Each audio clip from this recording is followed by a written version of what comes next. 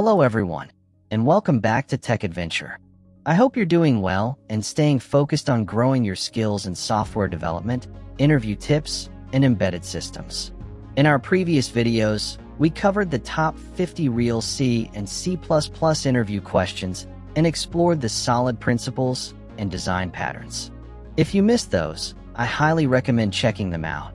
They provide a strong foundation for what's coming next. In our previous RTOS session, we explored several foundational interview questions, helping you understand the core concepts such as what an RTOS is, how it differs from a general-purpose OS, its main components, the distinction between processes and threads, context switching, and various scheduling strategies. If you haven't watched that video yet, I highly recommend checking it out first to build a strong foundation. And don't forget to subscribe to the channel so you never miss upcoming videos packed with valuable insights. Now, we're shifting gears to take a deeper dive into more advanced and practical RTOS topics and Q&A, presented in a conversational format that mirrors real interview scenarios. This approach will not only enhance your conceptual clarity, but also prepare you to confidently tackle complex questions often asked in embedded software development interviews. We'll cover critical areas such as tasks, stack overflow, inter-task communication methods, debugging a real-time task, and many more topics. This comprehensive discussion is designed to strengthen your practical understanding and problem-solving skills in real-time systems. Let's dive in. Today on the deep dive, our mission is, well, to cut through the noise and get to the absolute core of real-time operating systems, or RTOS. Good mission. It's needed. And our sources for this deep dive are actually based on real interview questions for embedded software development roles. Oh, interesting. So practical stuff. Very practical, but we're going far beyond just interview prep. Think of this as your fast track to genuinely understanding how these systems truly work. Hopefully some aha moments. And maybe a few surprising facts along the way. That's the plan. And that's exactly the kind of understanding we need to build. These systems, they're the unseen backbone of so much of our modern world, aren't they? Totally unseen. From tiny IoT devices that keep your home smart, to the precise controls in industrial automation. Mastering these core RTOS concepts isn't just about answering a question. It's more fundamental. It's absolutely fundamental to building robust, reliable, and efficient systems that people truly depend on. All right, let's jump right into the deep end then. A challenge that trips up many embedded developers, maybe even experienced ones. Okay, I think I know where you're going with this. How do you implement a task that runs at truly precise, fixed intervals, say exactly every 100 milliseconds, without that timing accuracy slowly, imperceptibly drifting off course over time? The dreaded drift, yes. It sounds simple, but it can be incredibly tricky. It really can. What's fascinating here is that a periodic task, by its very definition, it demands those fixed, regular intervals. Right. Non-negotiable. And in the world of FreeTOS, let's say, the gold standard for achieving this consistent timing is VTAS delay until. VTAS delay, so not just the standard VTAS delay. I think many might assume that would work. That's a very common assumption, yes. And a common pitfall. So what is the pitfall with VTAS delay, and why is VTAS delay until so much better at preventing that subtle creep of timing error? Here's where it gets really interesting, I think. Absolutely. Because this distinction is critical. The key insight with VTAS delay until lies in how it manages its reference point. Okay, reference point. Instead of simply delaying for a period from the moment it's called, VTAS delay until uses a reference last wake time. The last time it woke up? Exactly. Each time the task executes and then goes back to sleep, it calculates its next wake-up time based on that original constant rhythm, not the current system time.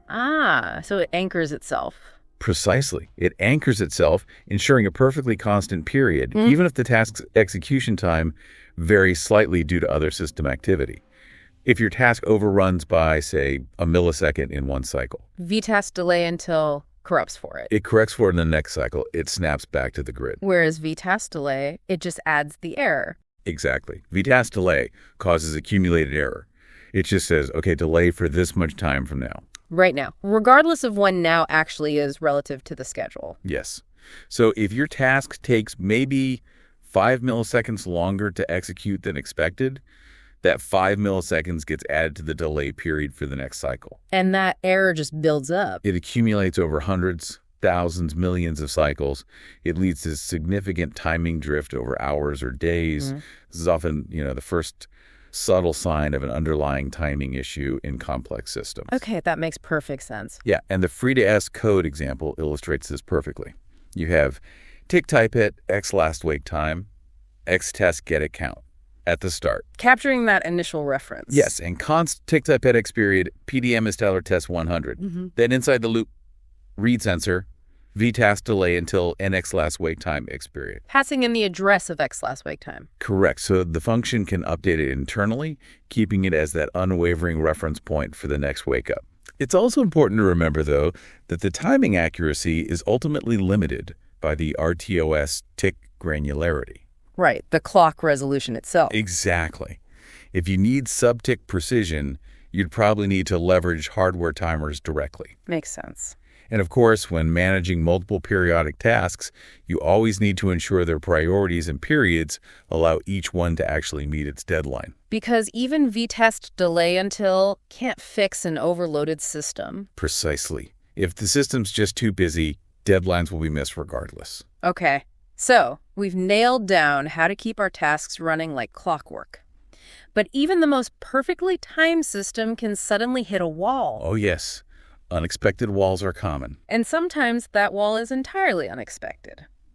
Let's talk about every embedded developer's least favorite debugging nightmare, the dreaded stack overflow. Yes, stack overflows. What exactly is it, and how does it happen, often silently, until it's way too late? Okay, so a stack overflow occurs when a task tries to use more memory for its stack than it was originally allocated. It runs out of its assigned space. Exactly. Think of a stack like a limited-sized pile of plates. You keep adding plates, function calls, local variables, and eventually, if you add too many, Crash. the stack overflows its allotted space, crashing into adjacent memory areas. This can lead to really unpredictable behavior, data corruption, or even full system crashes. And what causes it, typically? Common culprits are deep recursion, where a function calls itself maybe way too many times. Right, eating up stack with each call. Yes, or if you declare very large local variables within a function. Sometimes an infinite loop within a recursive function can also just chew through all available stack space incredibly quickly. That sounds insidious because it might not crash immediately, right? It might just corrupt something subtly. Exactly. This can be very hard to track down initially. So how do we detect this problem in FreeTOS before it completely derails our system, sending us down that rabbit hole of inexplicable bugs? Well, fortunately, FreeTOS offers excellent built-in detection mechanisms. Okay. You can enable config check for stack overflow in your freechecks.config.h. Set it to level 2 for the most thorough checking during context switches. Level 2. Got it. Then you implement a hook function. Void application stack overflow hook.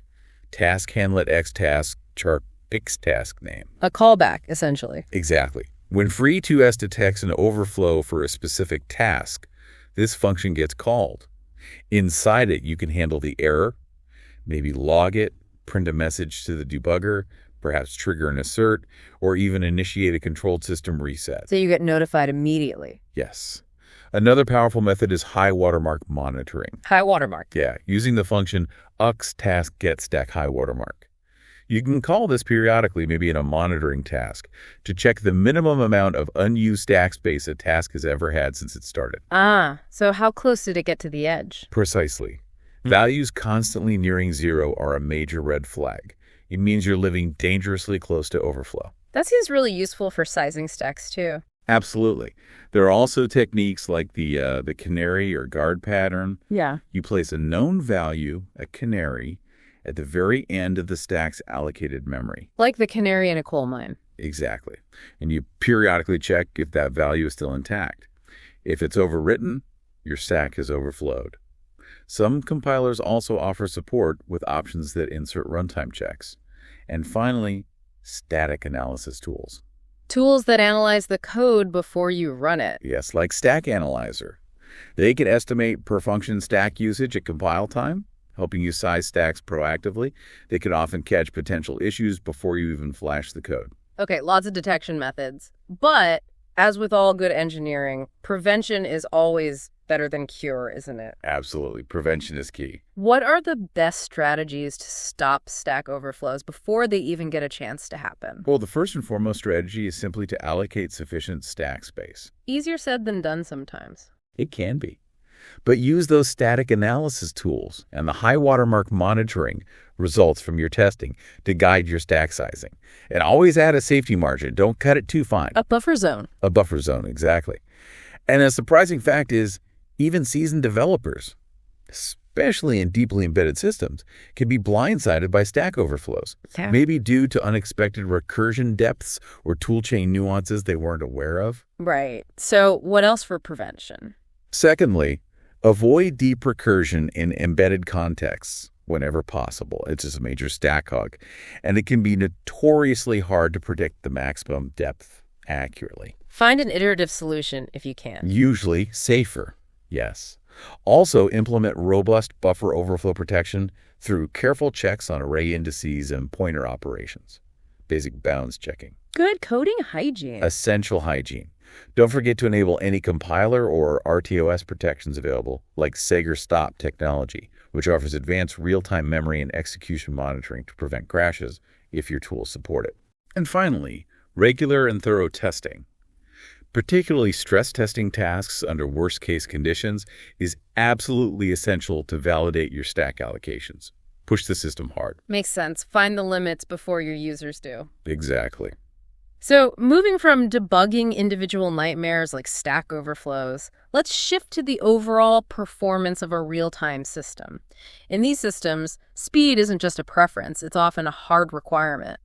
We need the fastest possible response. Latency, the enemy. How do we keep the time delay between an event occurring and the system's response, what we call latency, to an absolute minimum? This isn't just about writing fast code, is it? It feels more systemic. No, it's definitely not just fast code. Latency is the enemy of real-time systems, as you said, and minimizing it requires a multi-pronged approach. Okay. The core principle, often repeated but absolutely crucial, is to keep interrupt service routines, or ISRs, incredibly short. Get in, get out, fast. Extremely fast. Their job is primarily to signal, maybe capture a critical value, but not to perform complex logic or processing.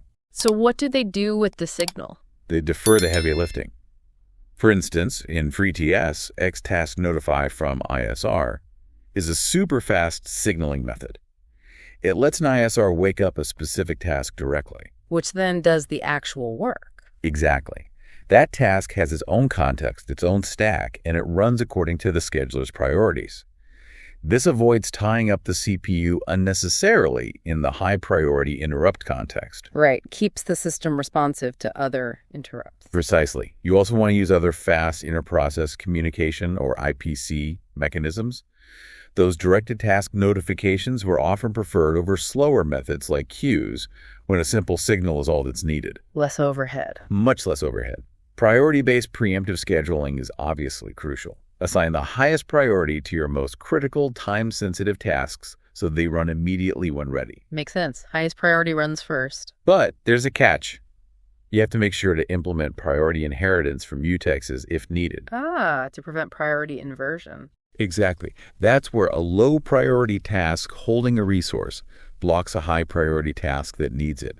Priority inheritance temporarily boosts the low-priority task priority so it can release the resource quickly. I've heard horror stories about debugging priority inversion. Oh, they can cause inexplicable system hangs that take days to debug because the high-priority task just seems to vanish.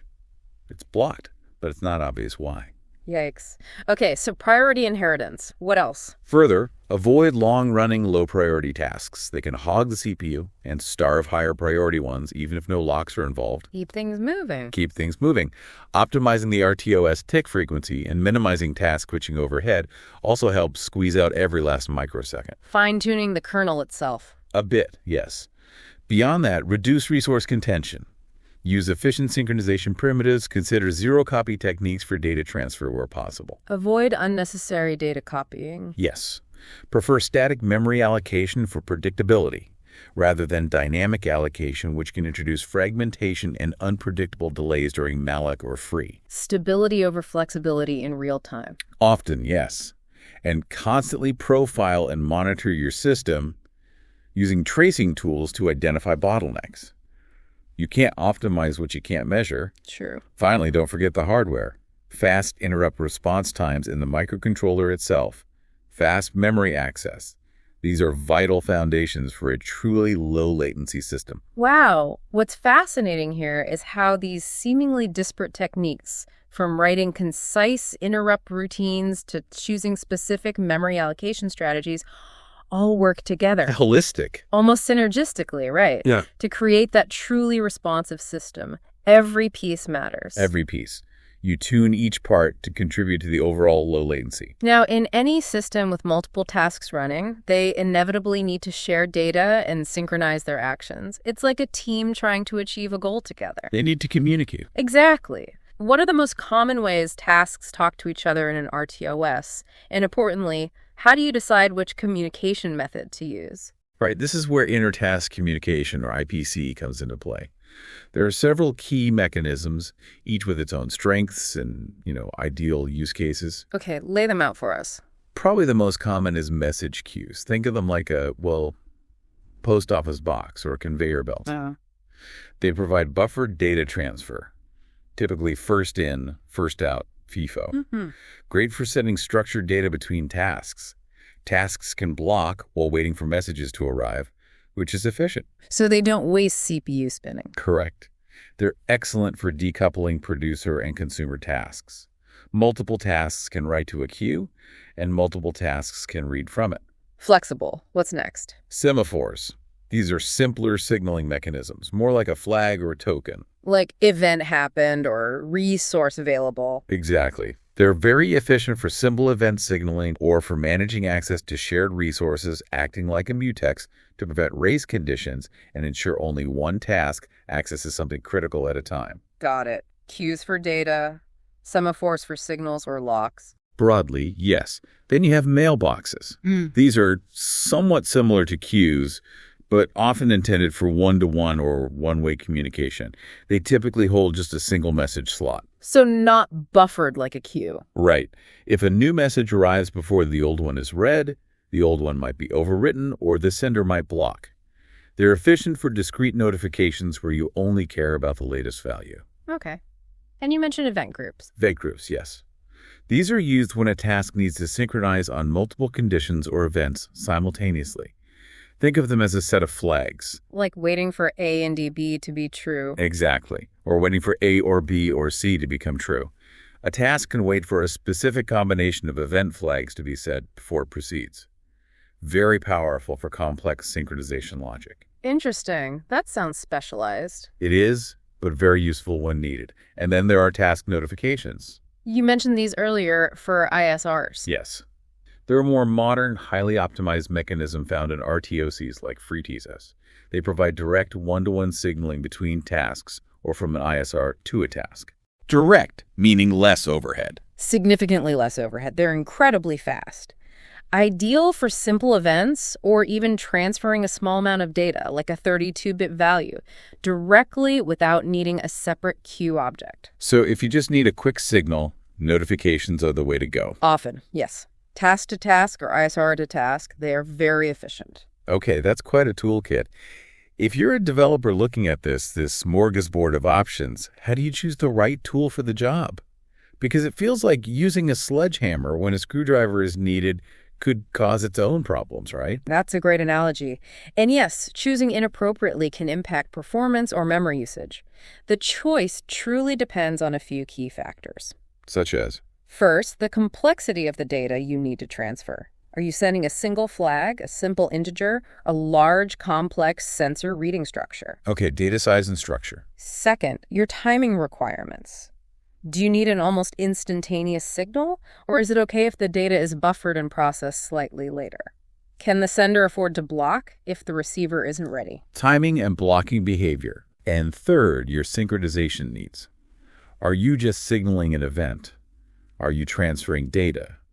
Or are you protecting a shared resource from concurrent access? The purpose of the communication. Exactly. So, for example, if you need to reliably pass large, structured data packets between tasks without losing any, a message queue is usually the best bet. Because it buffers. Right.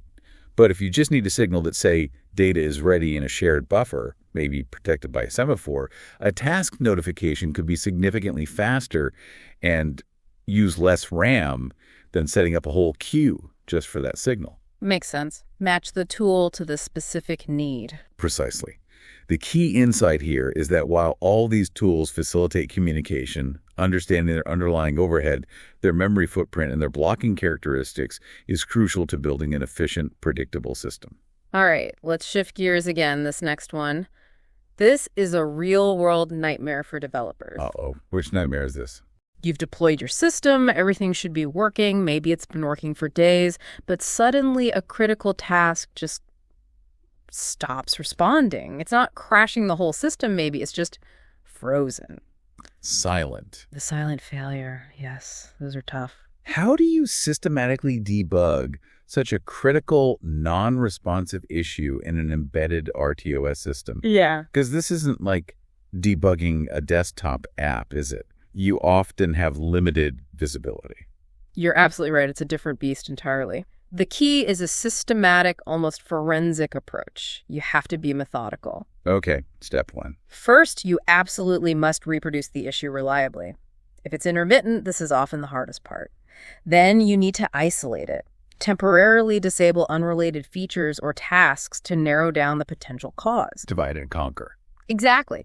You can't fix what you can't consistently trigger and observe. Okay, I've reproduced it. Now what? Now you need to increase system visibility. This is where the right tools are essential. Real-time trace tools like FreeTOS Plus Trace or Sager System View are invaluable. What do they show you? They record event sequences, task switches, ISR entry exits, queue posts, semaphore takes, plus potentially memory accesses and register changes.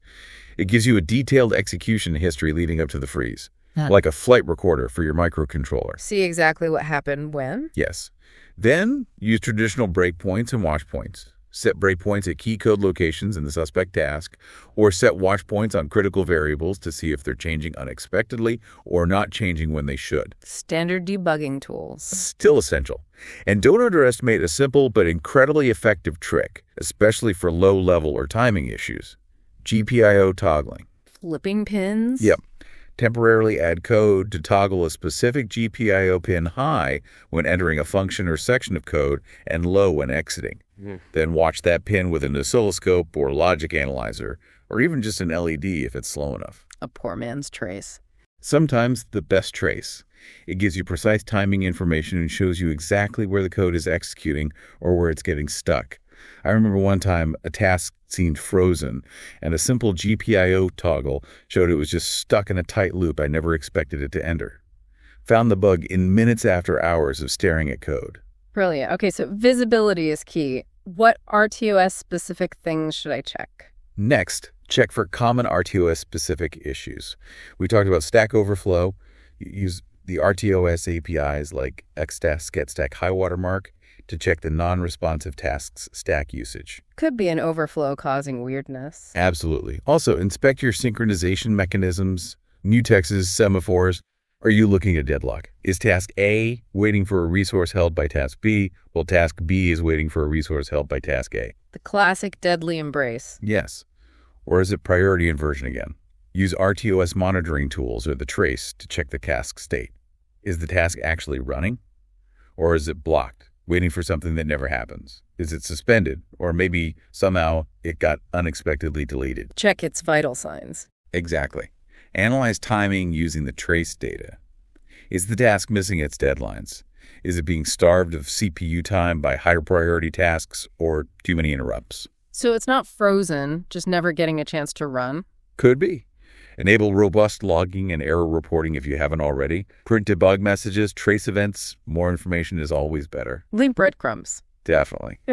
And for really tough issues, don't shy away from hardware-assisted debugging. Use your JTAG or SWD debugger for low-level access to registers and memory. A logic analyzer can be crucial for understanding complex hardware-software interaction problems. Bring out the big guns. Sometimes you have to. Finally, just keep applying that divide-and-conquer approach systematically and meticulously document everything you try and everything you find. It often feels like solving a puzzle, but with the right tools and persistence, it's almost always solvable. Yeah, what stands out to you about these techniques is how they really layer, don't they? From high-level system tracing down to the precise, almost instantaneous visibility that GPIO toggling can give you. It's about peeling back the layers. Exactly. Peeling back the layers until you find the root cause. Yep. Now, for someone just entering the embedded world, or maybe for those coming from a general software background, what's the fundamental difference between building a system on bare metal versus using an RTOS? It seems like such a foundational choice for any project. It truly is a fundamental choice, and it shapes your entire system architecture. In a bare metal system, you, the developer, manually manage everything. No safety net. Pretty much.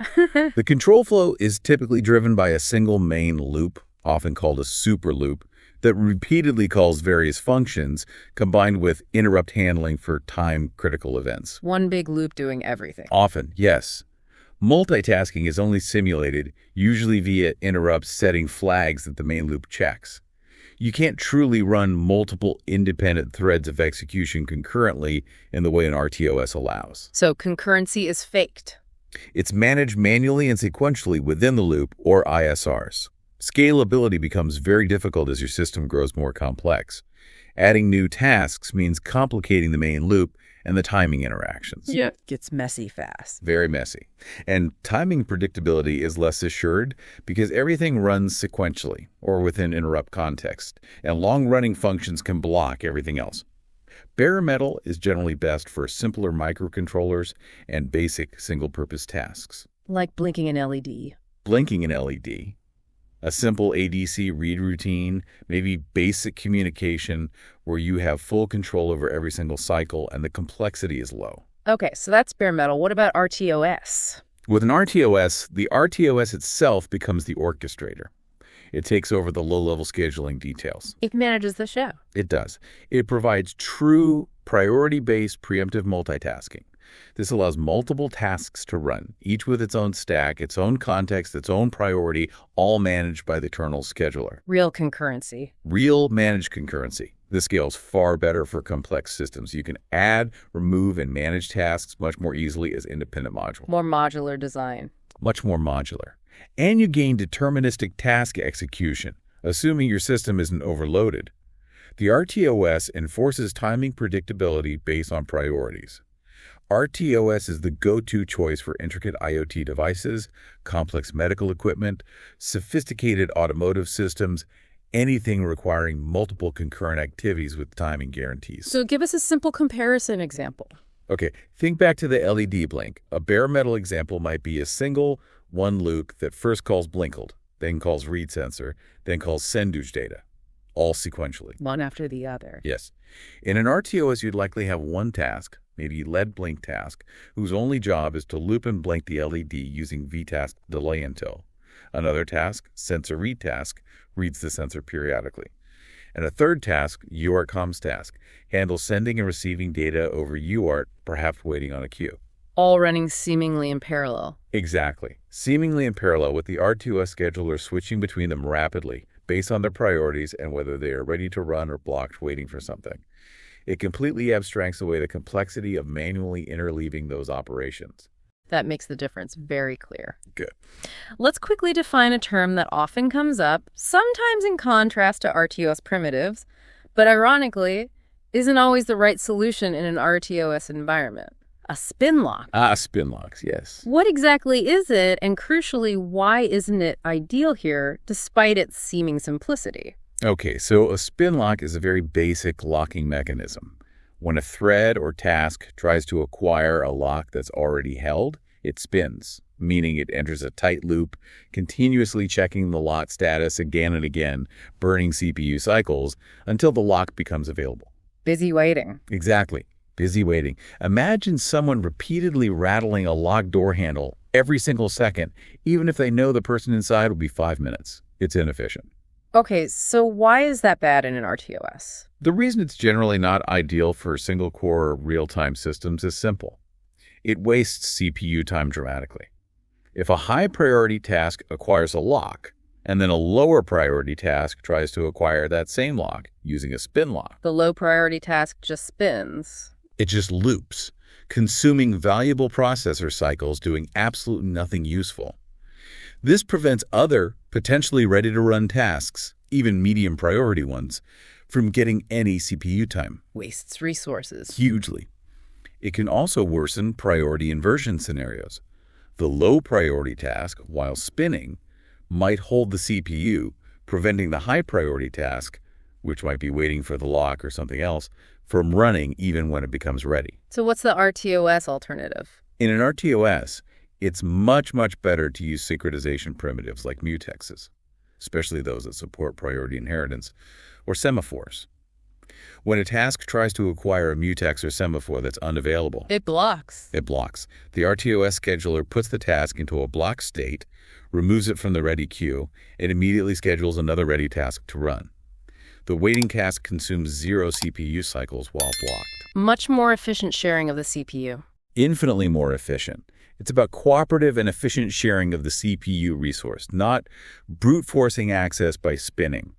Spinlocks have their place, maybe in certain multi-core scenarios or extremely short critical sections within the kernel itself, but generally not for application-level task synchronization in a typical RTOS. Good distinction. Okay, every task in an RTOS has something called a TCB. Sounds important. It is absolutely fundamental. What exactly is a task control block, and why is it so essential to the very operation of the RTOS? The TCB, or task control block, is an internal data structure used by the RTOS kernel itself. You can think of it not just as the task's ID card, but really as its entire digital footprint and the control center for the kernel's management of that task. Everything their kernel needs to know about the task. Exactly. It stores all the task-specific information that the RTOS kernel needs to manage that task effectively. This typically includes things like the task's name and maybe a unique ID, its current stack pointer, which is crucial for context switching, its assigned priority level, its current state, is it ready to run, blocked waiting for an event, suspended, or currently running. It's vital signs again. Pretty much. It also holds pointers or placeholders for linking into the scheduler's lists, like the ready list or block list, and potentially other task-specific data the RTOS needs. And why is it so essential? What does the kernel do with it? Its crucial need is that the RTOS kernel uses these TCBs for all its scheduling decisions, deciding which task runs next based on priority and state, and for performing context switching. The act of swapping tasks. Yes. Context switching involves saving the current task's CPU registers into its TCB, or onto its stack, pointed to by the TCB, and then loading the registers for the next task from its TCB, or stack. In FreeRTOS, each task you create is uniquely associated with its own TCB and a dedicated stack, both of which are typically allocated in RAM. Without its TCB, a task effectively ceases to exist as far as the RTOS scheduler is concerned. The heart of task management. Absolutely. Okay, last big area, memory management. Can be tricky in embedded systems, especially with an RTOS. Where do tasks and their associated data, like that TCB and stack, actually get their memory from? And how do you define their sizes? Because getting this wrong leads straight back to stack overflows or other memory corruption issues. Yes, very important. So how does it work? You're hitting on a critical point. A task primarily needs memory for two main things we've discussed: its task stack and its TCB. The task stack is used dynamically during execution for function calls, local variables, return addresses. The TCB stores the static task metadata. Right. Where does the memory for these come from? The stack specifically can be handled in two main ways, either through static allocation, meaning the memory for the stack, and TCB if using static creation functions, is allocated at compiling time as part of the global or static memory pool, often in the .bs or .data sections of your program's memory map. Fixed at compile time. Exactly. Or, more commonly, especially when using functions like xtask_create, through dynamic allocation. From the heap. Yes, allocated from the RTOS heap at runtime when the task is created. So how do I specify the sizes? Let's take the FreeTOS xtask_create example. Right. In FreeTOS, when you create a task using xtask_create, you define the stack size right there in one of the parameters. For example, xtask_create, task function, my task, 256, NUL, 1, NUL. Okay, 256, that's the stack size. Yes, but crucially, it's usually specified in words, not bytes. Ah, that's a common trip-up, isn't it? A very common confusion point. On a typical 32-bit processor like an ARM Cortex-M, one word is 4 bytes. So a stack size of 256 in that call actually means 256.54 equals 124 bytes of stack space. You need to know your target architecture's word size. Good tip. Always check the units. What about the TCB size or the overall heap? The TCB size is fixed by the RTOS version and configuration. You don't specify it per task. It's allocated automatically, either statically or from the heap, depending on the creation function. As for the total heap available for all dynamic allocations, stacks, TCBs, queues, semaphores, application mallocs, that's typically defined globally in your free tosconfig.h file. How? Using the constant config total heap size. You'd set it to the total number of bytes you want to reserve for the heap, maybe something like hashtag define config total heap size, size it 10.724, for a 10 kilobyte heap. Okay. And you mentioned static allocation alternatives. Yes, FreeTOS also provides xtask_create static. With this function, you provide the buffers for both the task stack and its TCB, usually by declaring them as static or global arrays. This completely avoids using the heap for that task, which is great for systems requiring maximum predictability or those that forbid dynamic memory allocation. More control, less dynamic flexibility. That's the trade-off. And of course, this connects right back to stack overflow prevention, doesn't it? Absolutely. Getting these sizes right, whether defining the stack size in xtask_create or sizing the static buffer or ensuring config total heap size is adequate, and understanding the implications of static versus dynamic allocation. It's absolutely crucial for system stability and preventing those unpredictable behaviors and crashes we talked about. It's a truly foundational piece of building a reliable embedded system. Wow. What a journey we've been on. We've really unpacked a lot today. You certainly have covered a lot of ground. Everything from implementing those precise periodic tasks that defy timing drift to the critical methods for detecting and preventing stack overflows. We've looked at optimizing for minimal latency, explored the diverse world of inter-task communication. Queues, semaphores, notifications, the whole toolkit. And even walked through systematically debugging a stubborn, non-responsive task. Then we rounded it out by contrasting bare metal with RTOS, defining terms like spinlocks and why they're often a trap. Avoid the spin. And demystifying core components like the TCB and essential memory allocation strategies. And the value gained here, I hope, is immense. This deep dive wasn't just about providing answers to potential interview questions, was it? No, much more than that. That wraps up our deep dive into real RTOS interview questions and answers series. I hope you found this series valuable. If you did, please like and subscribe. Your support motivates me to create more technical content. We'll continue this learning journey with a new series on another important interview topic soon. Thanks for watching, and see you next time.